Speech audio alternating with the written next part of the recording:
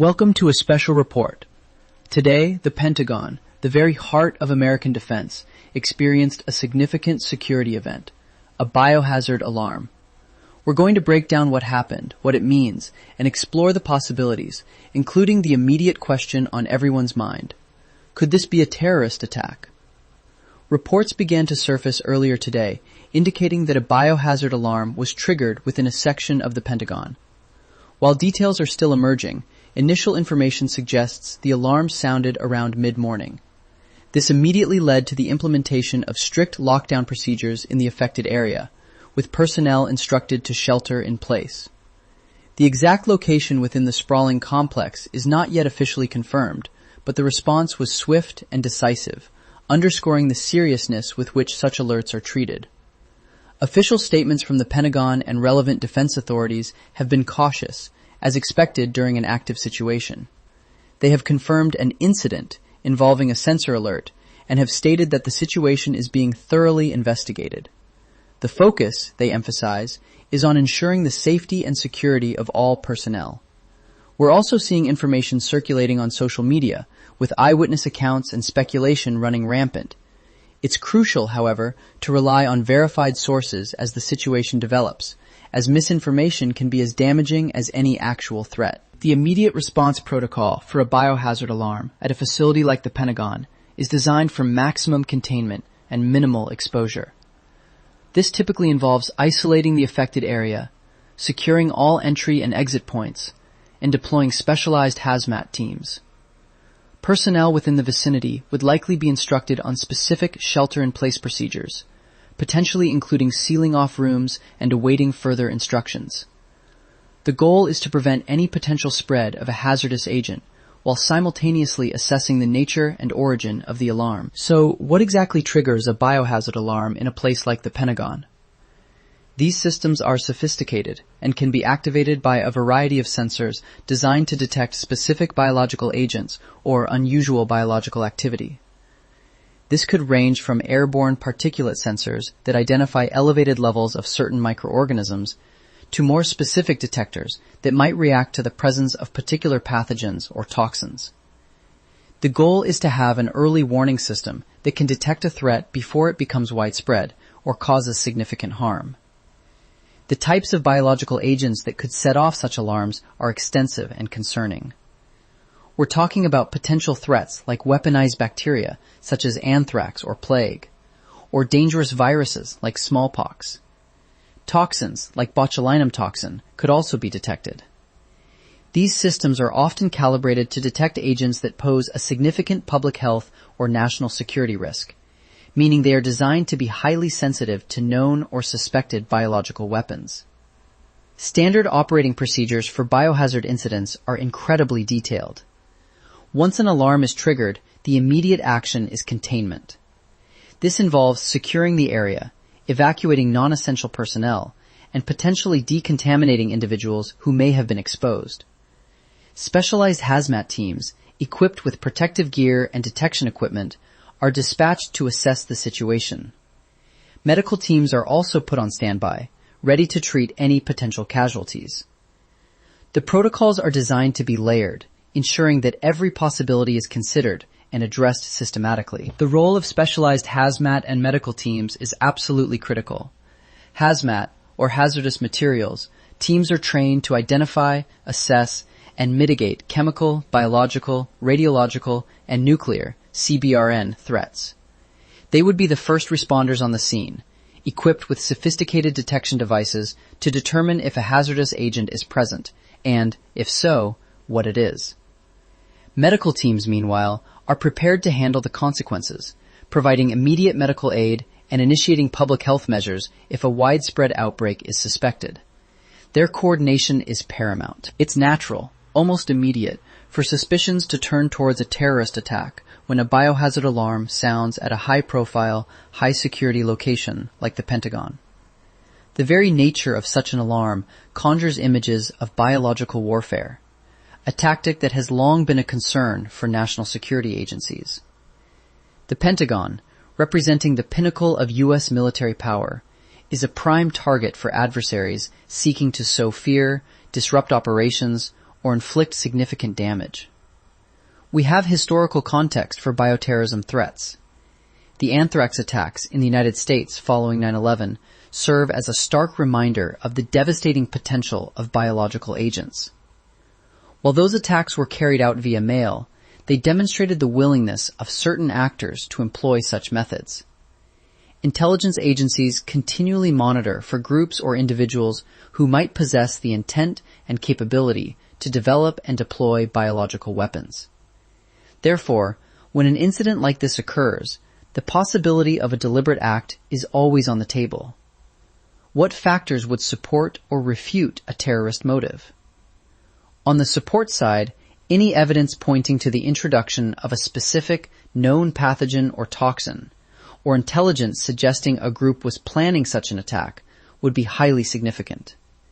Conversely, if the alarm is traced to a malfunction, an accidental release from a research lab within the facility, or a false positive from environmental monitoring, then the terrorist angle would likely be diminished.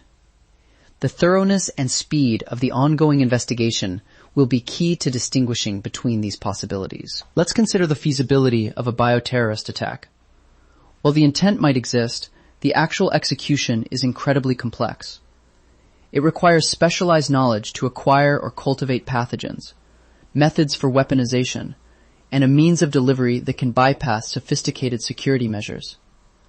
A successful, large-scale bioterrorist attack often relies on the agent being able to spread widely, which is difficult to achieve without detection, especially in a controlled environment like the Pentagon. This doesn't mean it's impossible, but it does introduce significant challenges for any perpetrator. While the specter of terrorism looms large, it's crucial to consider other, perhaps more mundane, explanations. The possibility of an accidental lab leak or an equipment malfunction cannot be discounted. The Pentagon, like many large research and administrative facilities, may house laboratories or have sophisticated environmental monitoring systems. Human error, equipment failure, or even a minor breach in containment protocols could potentially trigger a biohazard alarm without any malicious intent. We also have to entertain the possibility of a false alarm.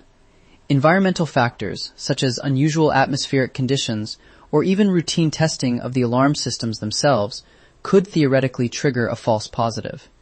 Advanced sensor systems, while highly effective, can sometimes be sensitive to non-threatening airborne particles or substances, leading to an alert. Investigating these possibilities is a standard part of the protocol to rule out less severe causes before escalating responses. The sheer complexity of a facility like the Pentagon means there are countless potential points of failure. Its integrated systems, from HVAC to advanced security and environmental monitoring, are vast and interconnected. A glitch in software, a faulty sensor, or an unexpected interaction between different systems could all contribute to a false alarm. Understanding these complex internal workings is a challenge for investigators, but it's a necessary step in determining the root cause of the incident. History is replete with examples of false alarms and accidental releases in sensitive locations. These incidents, while often resolved without major consequences, provide invaluable lessons. They highlight the importance of robust maintenance, rigorous training, and clear communication protocols. Facilities like the Pentagon learn from these past events, constantly refining their procedures to minimize the likelihood of both accidental releases and false alarms, and to ensure a swift, appropriate response when they do occur. So, who is actually leading the charge to figure out what happened at the Pentagon today? Typically, in such a high-stakes scenario, a multi-agency approach would be employed. This would likely involve internal Pentagon security forces, possibly elements of the Department of Defense's own investigative branches, and federal agencies like the FBI, especially if there's any suspicion of foul play. The specific agencies involved would depend on the initial assessment of the threat level and the nature of the incident. What specific tests are being conducted? The priority is to identify the nature of the alert. Hazmat teams would be on site with sophisticated equipment to collect air and surface samples. These samples would then be sent to specialized laboratories for rapid analysis to determine if any hazardous biological agents or toxins are present. Simultaneously, investigators would be examining the alarm system itself, reviewing sensor data, logs, and any security footage from the area to piece together the sequence of events leading up to the alarm. Gathering evidence and information in a secure facility presents unique challenges. Investigators would be meticulously documenting everything, from the status of the alarm system to the environmental conditions at the time. They would be interviewing personnel who were in the affected area, though this would be done carefully to avoid spreading any potential contamination and to ensure accurate recall. The challenge is balancing the need for thoroughness and secrecy with the public's right to know what's happening in such a critical national security institution. The need for secrecy in national security investigations is paramount, especially in the initial stages. Releasing unverified information could cause undue panic, compromise the investigation, or even tip off potential adversaries. However, transparency is also vital for public trust. Authorities will aim to provide updates as soon as information is confirmed and can be released without jeopardizing security. This often means a slow, deliberate release of facts, focusing on what is known rather than speculation. From a security perspective, an incident like this at the Pentagon is a critical test of readiness. Former intelligence and military officials would likely point to the need for constant vigilance and robust, multi-layered security protocols. The ability of the system to detect, respond, and contain a potential biohazard is a key indicator of our national security posture. This event, regardless of its cause, will undoubtedly prompt a review of existing procedures and potentially lead to enhancements in detection technology and response strategies. Public health experts would focus on the potential impact and containment measures. Even a false alarm requires careful management to ensure no actual exposure occurred. If a genuine threat were identified, their expertise would be crucial in managing any potential spread, understanding the incubation periods of pathogens, and coordinating public health responses. The effectiveness of the initial containment and the speed of accurate identification are key factors in mitigating public health risks. The psychological impact of such an alarm, even a brief one, can be significant. For the personnel within the Pentagon, it's a moment of intense stress and uncertainty. For the public, it can evoke fear and anxiety, particularly given the current global climate and the history of such threats. Maintaining calm and providing clear, factual information is crucial to managing this psychological dimension and preventing widespread panic. Ultimately, incidents like this reveal a great deal about our preparedness and response capabilities. They test the effectiveness of our early warning systems, the training of our first responders, and the coordination between various agencies. While we hope for the best, preparing for the worst-case scenarios, including deliberate biological attacks, is a continuous and essential process for national security and public health. As the investigation into the Pentagon biohazard alarm continues, the next steps will involve a thorough analysis of all collected data and samples. Authorities will work to definitively rule out any hazardous substances and determine the precise cause of the alarm.